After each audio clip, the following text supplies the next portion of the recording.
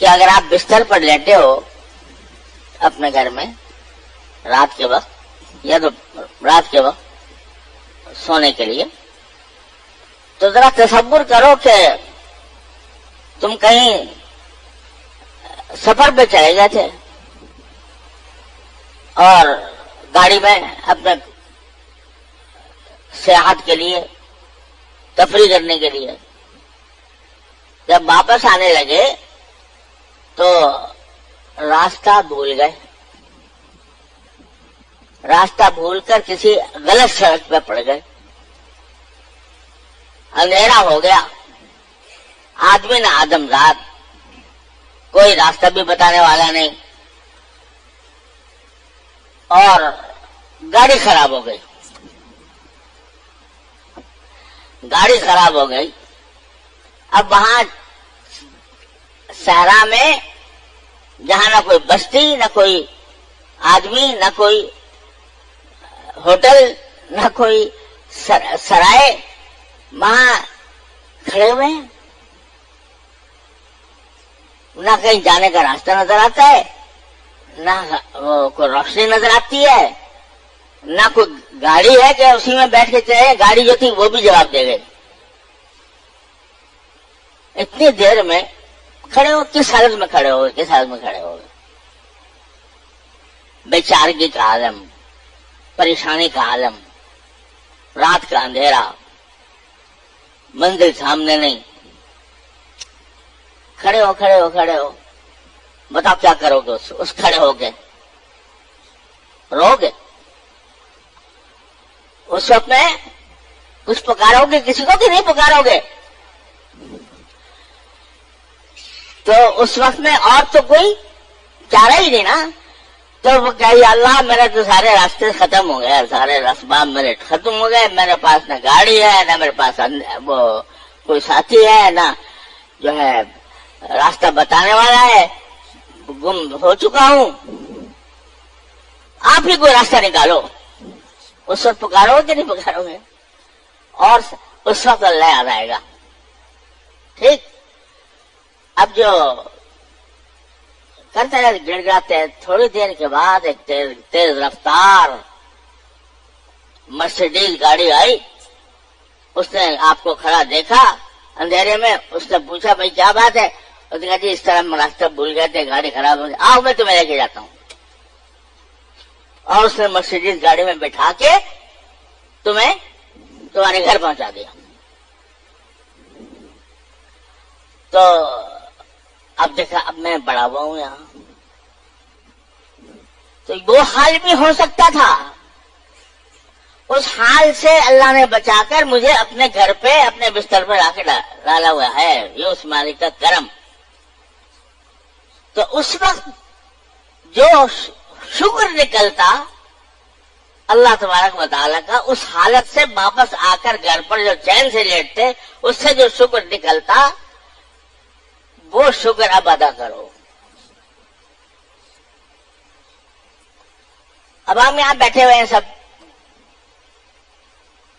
گرمی ہو رہی ہے، معلوم ہے پنکھے چل رہے ہیں ماشاءاللہ، پنکھوں کی ہوا آ رہی، تو جتنی گرمی کی تکلیف ہے اس کو اللہ تعالیٰ پنکھوں کے ذریعے دور کر رہے ہیں۔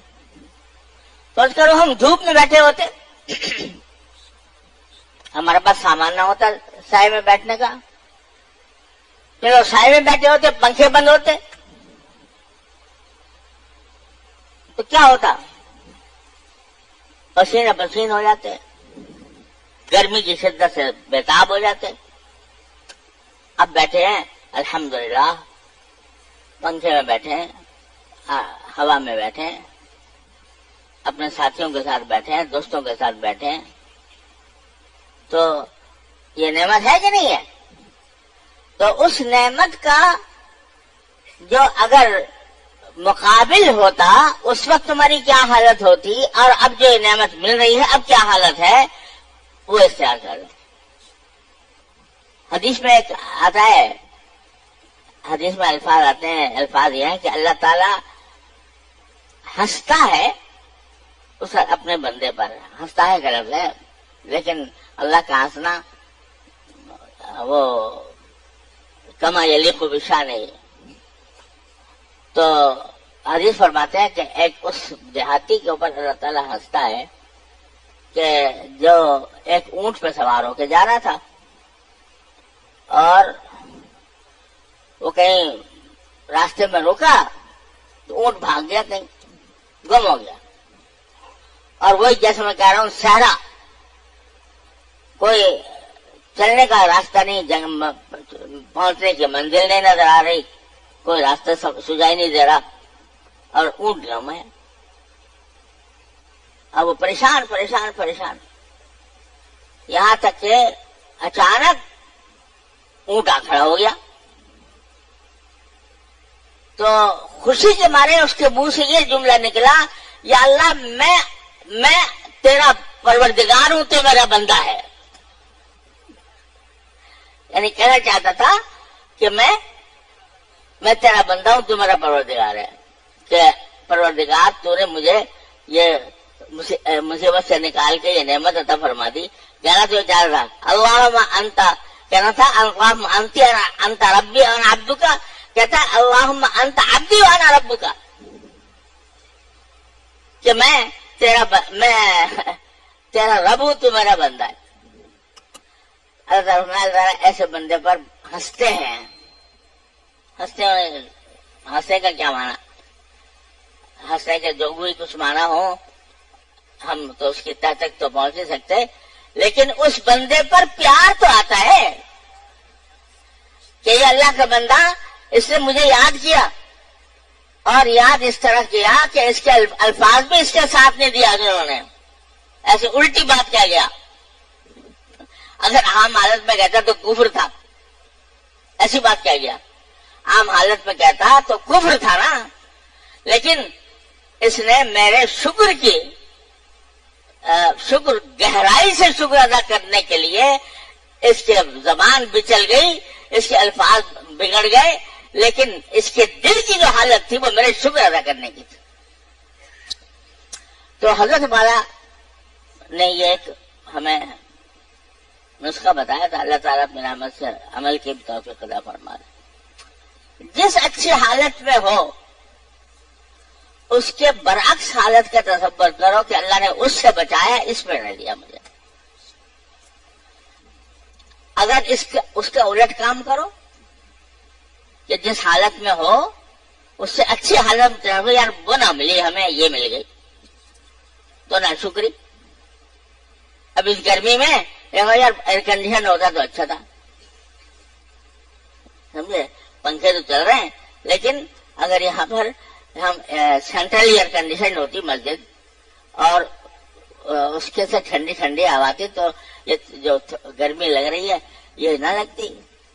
اور تو کیا ہوگا اگر اوپر کی بات کو دیکھو گے اور موجودہ حالت کو دیکھو گے تو کیا ہوگا؟ ناشکری پیدا ہوگی، شکوہ پیدا ہوگا. الحمد للہ، کیونکہ دنیا کی لذتوں راحتوں کی بھی کوئی انتہا نہیں، خواہشات کی بھی کوئی انتہا نہیں ہے. تو ہر ایک بندہ جو ہے نا وہ یہ سمجھتا ہے کہ جی جس منزل پر ہوں اس سے اور آگے بڑھ جاؤں، ہے نا.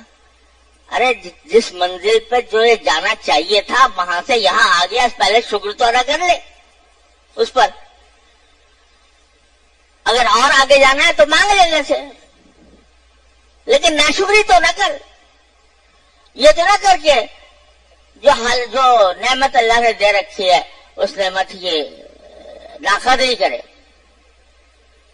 تو جس حالت میں بھی ہو اس سے نچلی حالت کو دیکھو تو اللہ کا شکر ادا ہوگا. اوپر کی حالت کو دیکھو گے تو ناشکری ہوگی.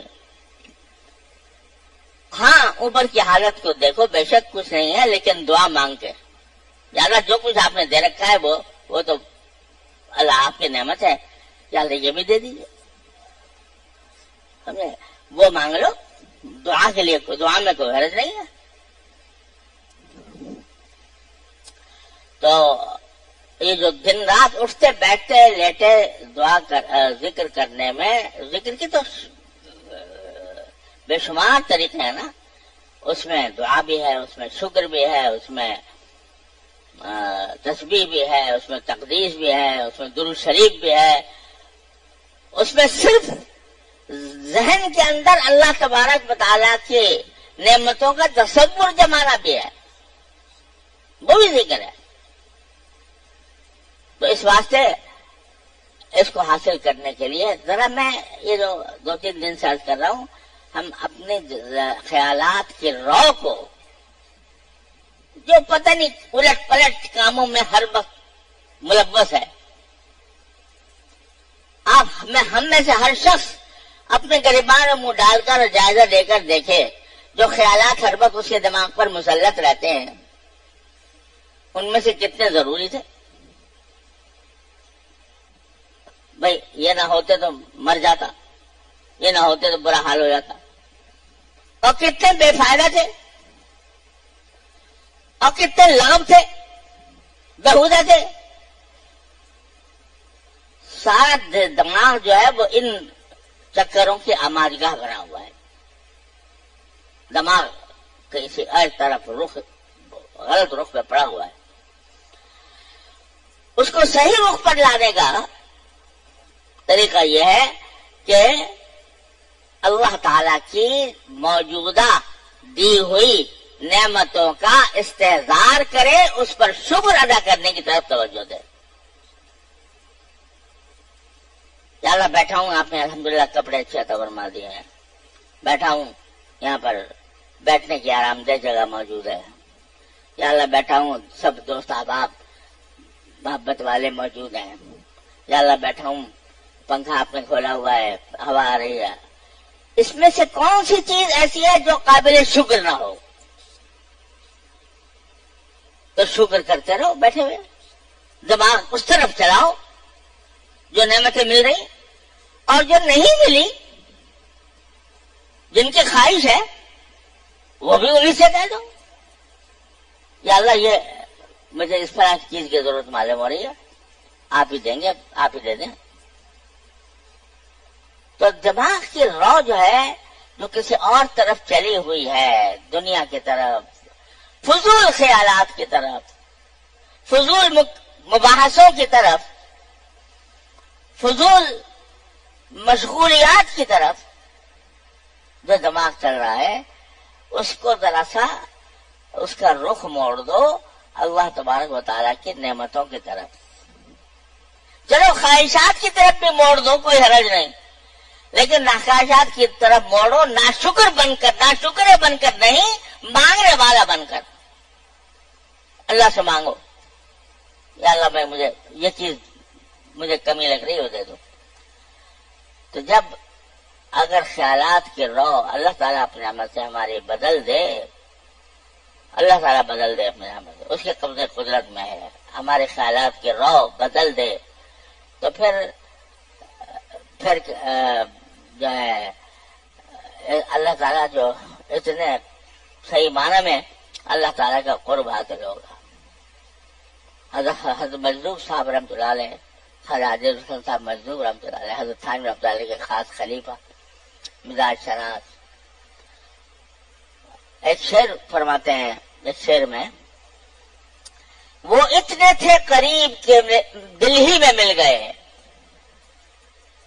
وہ اتنے تھے قریب کہ دل ہی میں مل گئے، میں چاہ رہا تھا دور کا سامنا کیے ہوئے۔ اللہ تبارک و تعالیٰ کو حاصل کرنے کے لیے، اس کے قرب حاصل کرنے کے لیے میں تو لمبا چوڑا چل پڑا تھا، اور سوچ رہا تھا کہ بہت دور کا سفر کرنا پڑے گا، لیکن جب شیخ نے یہ بتایا کہ ارے بھائی تو صرف خیالات کی رو کو اپنے درست کر لے، اپنے اللہ کے شکر اور دعا کی طرف لگا لے، تو وہ دل ہی میں مل گئے۔ وہ اتنے تھے قریب کہ دل ہی میں مل گئے، میں جا رہا تھا دور کا سامان کیے ہوئے۔ تو یہ دل میں اس طرح ملتے ہیں، یذکرون اللہ قیاما وقعودا علی جنوبہم ویتفکرون فی خلق السماوات والارض، یہ حاصل ہو جائے ہمیں آپ کو تو بس اللہ کا قرب مل گیا۔ اور آگے اس میں آتا ہے کہ یہ اللہ کے نیک بندے اللہ کا ذکر کرتے ہیں، کھڑے بیٹھے بھی، لیٹے بھی، اور اللہ کی زمین و آسمان کے مخلوقات میں پر غور کرتے ہیں، تو بے ساختہ ان کے دل سے نکلتا ہے ربنا ما خلقت ھذا باطلا.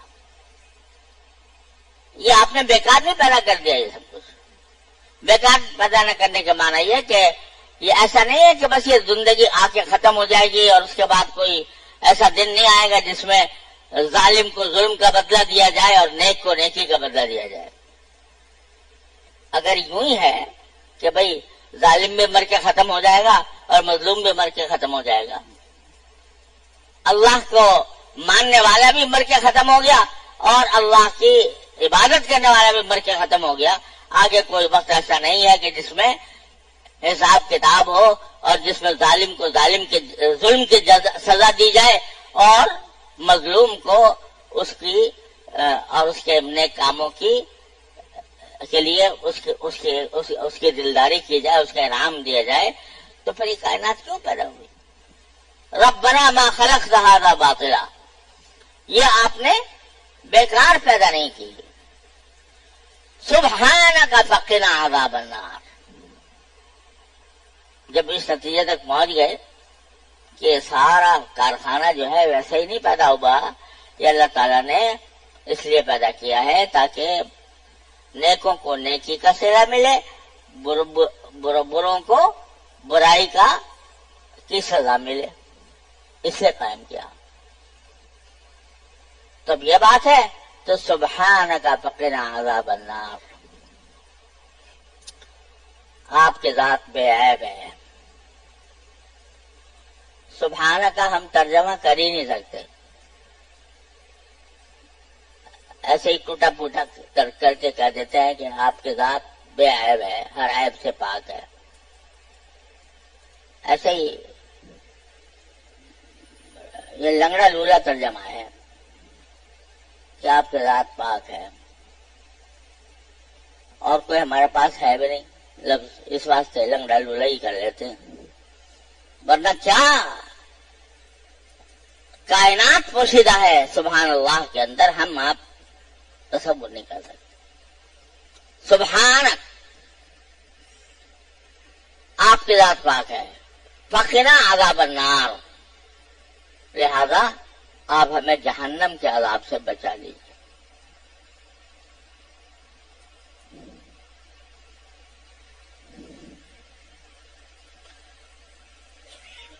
یہاں دو باتیں سمجھنے کی ہیں کہ دعا کرنی تھی نا، قنا عذاب النار. دعا کرنے سے پہلے یہ جملہ بول دیا سبحانک، سبحان اللہ. یہ ایک طرح سے باری تعالیٰ کی حمد کا جملہ ہے. تو دعا کا یہ ادب سکھایا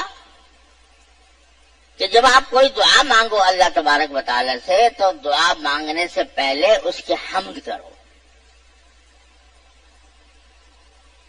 دعا کا ادب یہ ہے کہ دعا کو کہاں سے شروع کرو؟ حمد سے، اللہ تعالی کی تعریف ہے.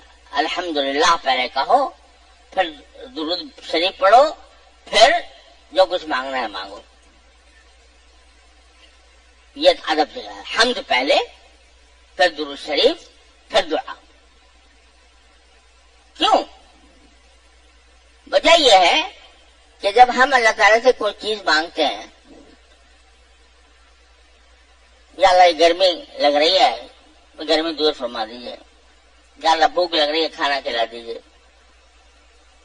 جو کچھ بھی مانگتے، اور کچھ نہیں، بیماری ہو صحیح، یا اللہ نزلہ ہو رہا ہے، بخار ہو رہا ہے، یا اللہ اپنے عمل سے دور فرما دیجیے، صحت عطا فرما دیجیے. تو جب آدمی کسی ضرورت کو مانگتا ہے باری تعالیٰ سے، تو اگر غور سے دیکھے تو عین اس وقت بھی باری تعالیٰ کی بے شمار نعمتوں کی بارش ہو رہی ہوتی ہے. بس کرو بخار آ گیا، بخار آ گیا تو اب ہم جب اللہ تبارک و تعالیٰ سے مانگیں گے یا اللہ بخار ہو گیا، یا اللہ اس کو دور فرما دیجیے. اب چونکہ ہے ہم بیوقوف اور کمزور، اس واسطے جب ہم مانگیں گے تو ایک طرح سے ایسا لگے گا کہ جیسے بس میں تو بری حالت میں ہوں، تو میں بخار میں ہوں، بخار تیز ہو رہا ہے، نزلہ ہو رہا ہے، کھانسی ہو رہی ہے، تو وہ انداز ایسا ہو جائے گا جیسے کہ میں تو سب سے زیادہ، میں تو بری حالت میں ہوں، میرا تو حال خراب ہے. اور وہ جو عین اسی وقت میں جو نعمتیں باری تعالیٰ کی طرف سے برس رہی ہیں ان کے دھیان نہیں جائے گا، تو ایک طرح سے ناشکری کا پہلو پیدا ہو جاتا ہے. ارے بھائی تجھے بخار تو بے شک ہے، لیکن دل تیرا دھڑک رہا ہے، جگر تیرا کام کر رہا ہے، گردہ تیرا کام کر رہا ہے، آنکھیں تیری چل رہی ہیں، دیکھ رہی ہیں، کان تیرے سن رہے ہیں، ہاتھ تیرے چل رہے ہیں، سارا کچھ تو ہے نا، تیرے سارے جسم کے سارے اعضاء اللہ تعالیٰ نے دے رکھے ہیں، وہ سب کام کر رہے ہیں. بخار ہی ہو گیا نا، بخار کو مانگ لے، لیکن باقی چیزوں کی ناشکری تو نہ کر، پہلے بلکہ ان بے شمار نعمتوں کا شکر ادا کر جو اس وقت بھی میسر ہیں، پھر مانگنا کہ ہاں بخار ہو رہا ہے یا اللہ بھیج دے. لہذا حمد پہلے، حمد کا ہے کہ جو بے شمار بے حساب انگنت نعمتیں ٹھیک اس حالت میں بھی جو تکلیف کی حالت ہے اس میں بھی جو اللہ تعالیٰ کی حالت نعمتیں میسر ہیں، پہلے اس پر شکر ادا کر لو تاکہ تمہاری دعا جو ہے وہ ناشکری کا انداز نہ بنے. پہلے حمد کرو، پہلے شکر کرو، یا اللہ یہ نعمت ہے آپ کی، پھر مانگو. جو نہیں ہے مانگو بے شک، اللہ میں نے جھولی دی ہے تمہیں، جب چاہو پھیلا دو، لیکن ادب سے پھیلاؤ. ادب یہی ہے کہ ناشکری کے ساتھ دعا نہ مانگو، یا اللہ مصیبت پڑ گیا، آپ نے کیا مصیبت ڈال دی میرے اوپر، میں ٹھیک کر دیں. یہ بے صبری کا، ناشکری کا انداز اختیار کر کے نہ مانگو.